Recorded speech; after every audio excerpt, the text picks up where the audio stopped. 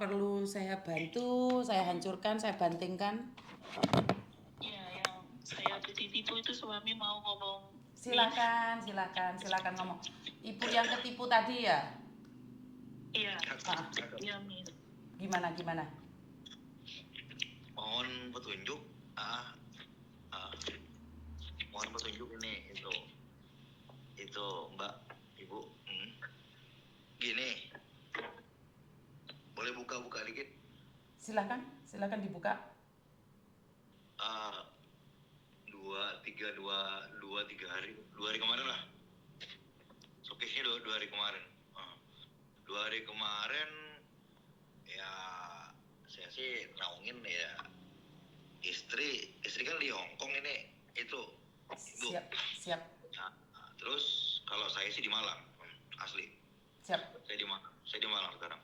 Terus ya saya ini ya pengen lah kan ya karena istri di Hong Kong ya saya juga pengen coba-coba gitu Bu, mau kerja di sana ya walaupun dengan status saya sih ya saya S1 sarjana hukum saya gitu. Terus saya dapat info dari istri ada dia dari kerabatnya di Taiwan ke itu siapa Mujigra ya namanya Mujigra itu. Ya udah saya sambungin by phone ke dia, terus ya saya kirimin juga buktinya ada jelas juga secara keseluruhan fakta hukumnya seperti apa ya lewat perantara dia juga yang di Indramayu Jawa Barat ada juga alasannya dia sudah di blacklist sekarang lost kontak sekarang tadi barusan saya banyak sekali chatting ke yang namanya Ibu Jigra itu, terus dia cuma balas oke mas, iya maksudnya tuh saya minta alamatnya di Jakarta Utara tuh di Jakput tuh di mana kantor PT-nya itu kantor PT-nya yang dibilang Mbak Hendrimu jangan kemeresek Mbak, nggak dengar suamimu ngomong apa Mbak? Oh iya Bu. Iya. Saya ulangi. Tadi saya kan udah dari kemarin ini. Pas selesai dari saya kirimin semuanya 20 juta. Terus kok kayak nggak direspon lagi gitu. Cuman data-data secara pengantarnya dia supaya saya mengirimkan dana awal itu ya lengkap di saya semuanya, gitu aja. Malam-malam terakhir saya chatting ke dia, maaf mbak silakan buka data saya, ini mbak sudah paham nomor saya tiga-tiganya, saya bilang, kita negara hukum mbak, ya nggak, kita negara hukum, saya yang pasti mbak buka data saya aparat hukum mbak di Indonesia ya, jujur saya pelantikan Jakarta mbak, saya dari Jakarta mbak, saya ini dari Jakarta juga mbak, hasil saya besar saya itu studi saya semuanya, magang saya pengacara, saya sudah 14-15 tahun mbak saya di lawyer advokat pengacara, saya bilang ya kalau mbak salah orang, saya bilang mbak salah orang kalau boleh belok kalau mau belok salah orang Anda ya, salah orang mbak, itu saya bilang. Nah begitu ceritanya itu Ibu Yuni, mohon petunjuk. Oke, siap. Bapak sebagai seorang hukum nih, Siap. secara tidak langsung Bapak harusnya menyelidiki juga bagaimana cara untuk memasukin Taiwan. Iya. Maaf, boleh potong? Siap, silakan. Saya jujur, saya baru kali ini loh Ibu Yuni, saya baru kali ini, saya pengen mencoba,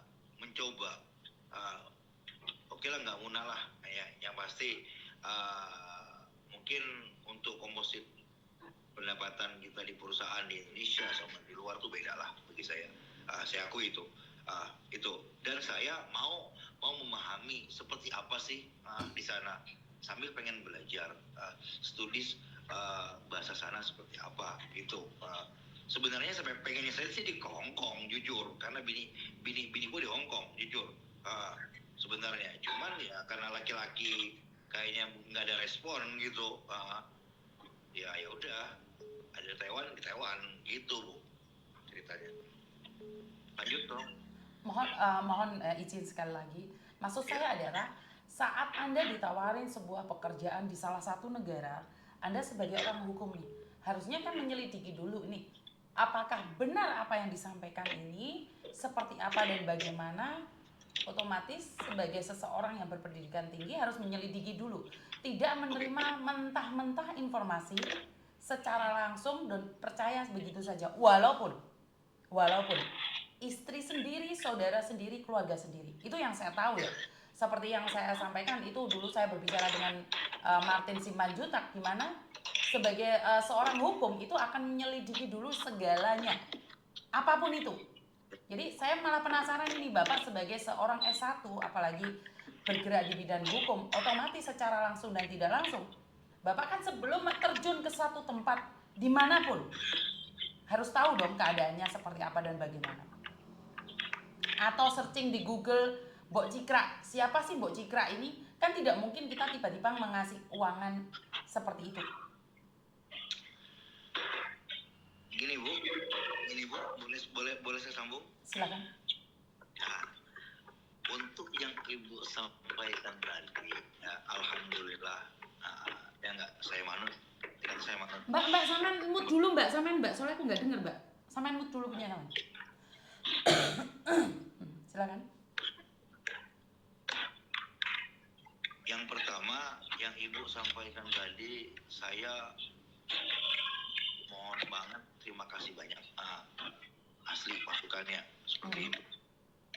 Tapi buat privasi saya suka yang bermasalah, jujur. Gimana nggak dengar? Saya suka yang bermasalah. Pekerjaan saya soalnya masalah semua, Bu. Alhamdulillah. Baik perdata, pidana, petun semuanya, militer. Alhamdulillah. Yang pasti, Mbak, HP-mu matiin dulu Mbak. Aku tak ngobrol sama suamimu Mbak. Mbak, oi. Ya, Mi. Patenono dikek muten dikek HP-mu, muten dulu HP-mu. Di mute dulu, di tombol mute itu loh. Yang speaker disilang itu. Oh, timut. Oh iya. Oke, silakan Mas. terus, ya enggak, saya paling suka yang jalurnya permasalahan itu, Bu Yuni. Siap. Alhamdulillah. Jujur, dikarenakan saya emang pekerjaannya alhamdulillah bermasalah semua. Kalau nggak ada masalah nggak kerja saya. Baik pidana, perdata, petun, militer, apa semua itu. Alhamdulillah perbankan juga hukumnya.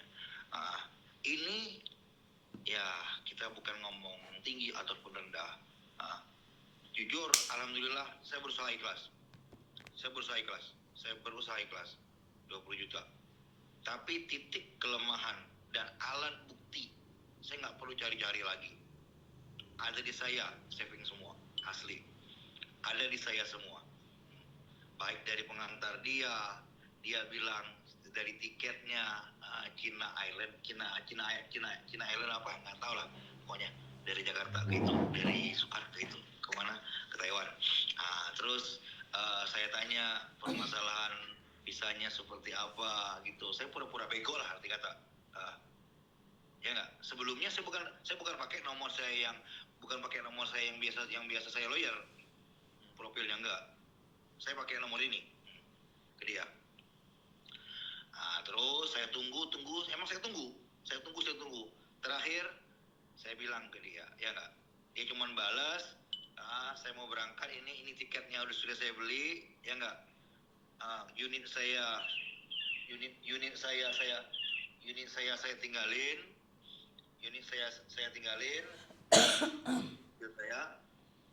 Terus ini rencana saya, alasan review saya sudah persiapan, udah ini sore saya berangkat.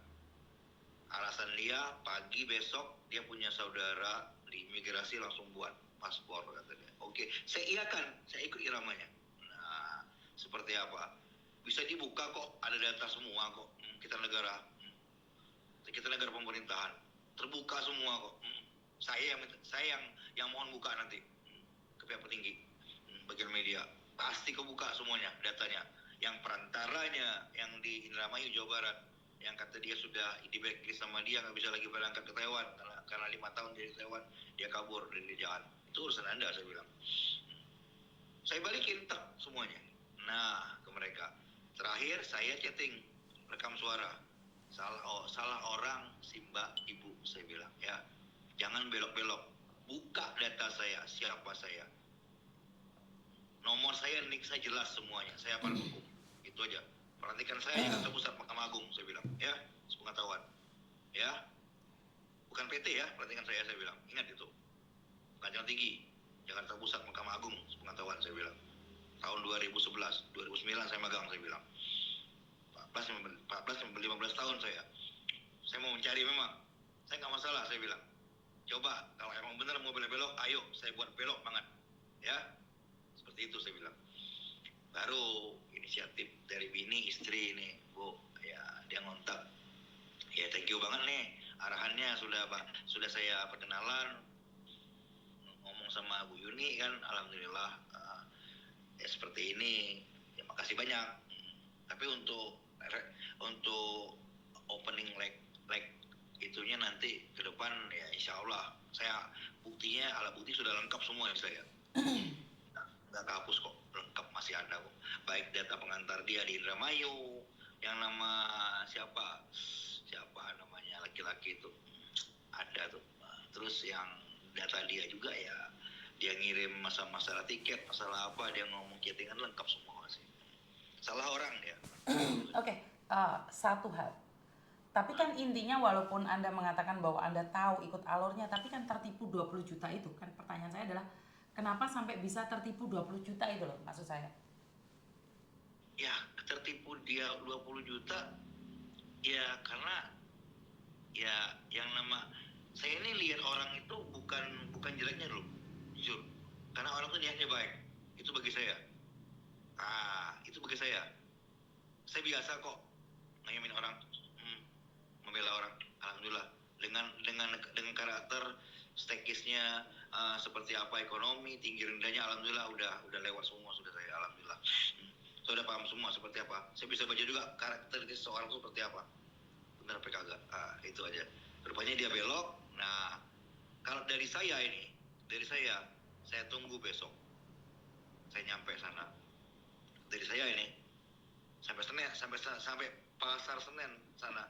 Jika tidak ada, saya langsung ke Polda Metro atau Mabes, itu aja. Saya nggak perlu lagi kok pakai pengaduan. Saya langsung LP saya buat, asli. Benar, LP saya buat. Pakai nama itu, nama Bos Hijrah, ya udah, saya lihat. Kita ada kok hukum internasional, sama kok negara hukum. 139 negara itu hukum sama Bu. Dunia, sama. Yang nggak sama perasaan cuman ya Brunei, Arab Saudi, masih apa? Ada 7 negara kalau nggak salah yang nggak sama hukum. Tapi kalau 139 negara sama semuanya. Gitu. Alhamdulillah. Saya thank you banget nih sama Bu Yuni. Bukannya saya tanggapi. Tambah-tambah kan istri saya juga ya di Hong Kong ya. Di Hong Kong juga istri saya sudah juga dia di Hong Kong, alhamdulillah istri. Saya kenal istri ya emang dia sudah kerja di Hong Kong, Ibu Yuni. Jodoh ya, Tuhan yang atur, alhamdulillah. Pertamanya saya kerja di sini ngurus masalah, ngurus klien juga, kenal istri ya udah jadian udah 5 tahun lebih ini Bu. Gitu. Saya terbuai aja seperti apa di sana. Karena saya kan ya lingkupnya cuman ya Jawa, Sumatera aja. Beracara sidang saya itu paham banget, alhamdulillah. Gitu Bu. Oke.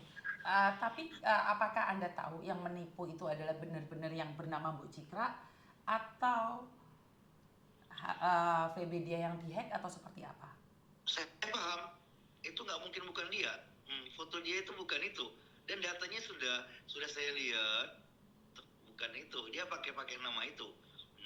Bagi saya berpikir kembali lagi positif tadi itu Ibu. Saya berpikir dia bermitra bagi saya, atau berkecimpung di kantornya Cikra itu. Gitu. Banyak kok pembuktiannya dari Miss Jaya itu, dari perantaranya beliau itu terkait itu, katanya udah banyak itu ngomong ke saya, chattingnya juga, alhamdulillah. Seperti apa? Sebentar Bapak, maaf saya potong. Pertanyaan saya adalah, apakah Ya. Bapak mengetahui itu asli dari Mbok Cikra atau bukan Mbok Cikra, atau namanya dipakai oleh Mbok Cikra, atau seperti apa? Yang saya pahamin itu dia pakai nama Mbok Cikra, sepengetahuan Mbok Cikra, itu pahaman saya. Soalnya orang pakai data orang salah di mata hukum, itu aja. Itu loh Bu, di mata hukum salah, pakai data orang, mempergunakan data orang, salah di mata hukum. Dan yang saya tadi infokan kepada istri Anda, seperti yang saya katakan bahwa Mbok Cikra itu bukan warga negara Indonesia. Oh gitu. Karena itu nama dia dipakai oleh orang.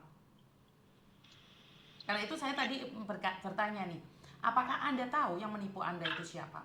Karena korbannya bukan hanya satu, dan Mbok Cikra sendiri di Taiwan sana sudah melaporkan, ada yang sudah ditangkap. Karena itu tadi kan tendensinya, arahannya, narasinya, Anda membawa narasi pembicaraan Anda itu seolah-olah bahwa Mbok Cikra juga terlibat di dalamnya. Padahal Mbok Cikra itu tidak tahu menahu tentang hal ini. Karena salah satu Facebooknya itu dihack oleh penipu. Dan itu terjadi pada saya. Saya masih punya kesempatan karena waktu itu saya minta tolong Mas Uya Kuya dan Martin Simanjuntak untuk ambil media saya. Jadi itu punya saya juga hampir dihack dan hampir menipu orang juga. Tetapi waktu itu Mbok Cikra tidak bisa menyelamatkan media sosial dia.